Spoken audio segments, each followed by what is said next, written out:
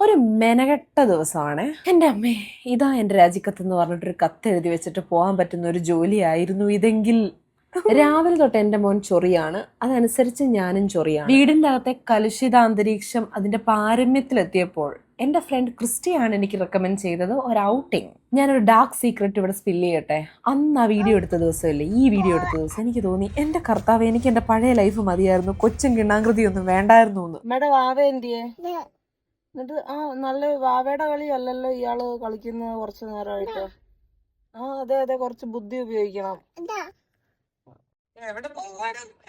ഞങ്ങള് പോകുന്ന വഴിക്കുണ്ടല്ലോ അമ്മാമ്മ, ഒരു മാമേനെ കണ്ടു. അപ്പൊ പെട്ടെന്ന് അമ്മാമേനെ വിളിക്കണം എന്ന് പറഞ്ഞു.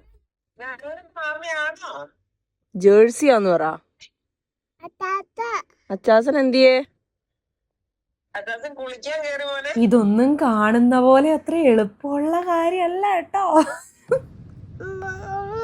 പിന്നെ വേദന എടുത്തോ? തന്നെ അങ്ങ് തുടച്ചു കൊടുത്തു. തുടച്ചു തന്നെ. ഇനി അമ്മ തുടക്കുന്നില്ല കേട്ടോ. ഇങ്ങനത്തെ ചീള് കേസുകൾക്ക് ഞാൻ ഇടപെടത്തില്ല ഇനി.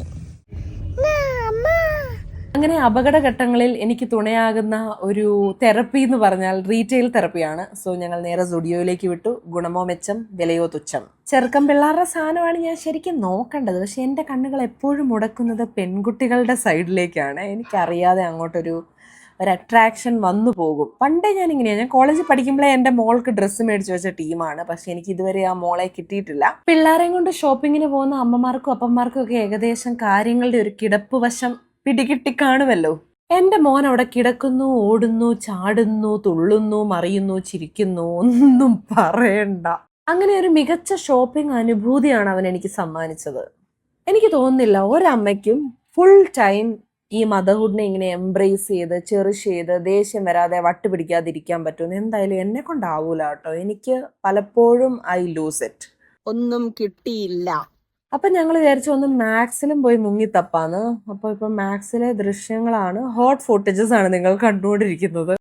മിക്ക ദിവസങ്ങളും ഒരുപോലെ കടന്നു പോയാലും ചില ദിവസങ്ങൾ ഇത്തിരി ഡിഫിക്കൽട്ട് ആയിരിക്കും. അങ്ങനെ ഒരു ദിവസമാണ് ഇന്ന്. അതുകൊണ്ട് ഞാനിത് റെക്കോർഡ് ചെയ്തത് എന്തിനാന്ന് വെച്ചാൽ ഇത് ഞാൻ കടന്നു പോയി എന്ന് എന്നോട് തന്നെയുള്ളൊരു പ്രഖ്യാപനമാണ് ഈ വീഡിയോ. ഇത്രയൊക്കെ പരിപാടി കഴിഞ്ഞ് ഹാപ്പിയായി ജോയ്ഫുള്ളായി നമ്മൾ തിരിച്ചു വന്നാലും ആശാൻ ഇപ്പോഴും അതുപോലെ തന്നെ വളരെ ക്രാങ്കിയാണ്. ആര് വന്നാലും പോയാലും ഇത് എൻ്റെ പെടലിയെ തന്നെ, ഇത് എന്നെയും കൊണ്ടേ പോകൂ. അങ്ങനെ കറങ്ങിത്തിരിഞ്ഞ് ഇത്രയും മണിക്കൂറുകൾ കടന്നുപോയി. നല്ല സമാധാനമുണ്ട്. ഇനി കുളിപ്പിക്കണം, ഉറക്കണം.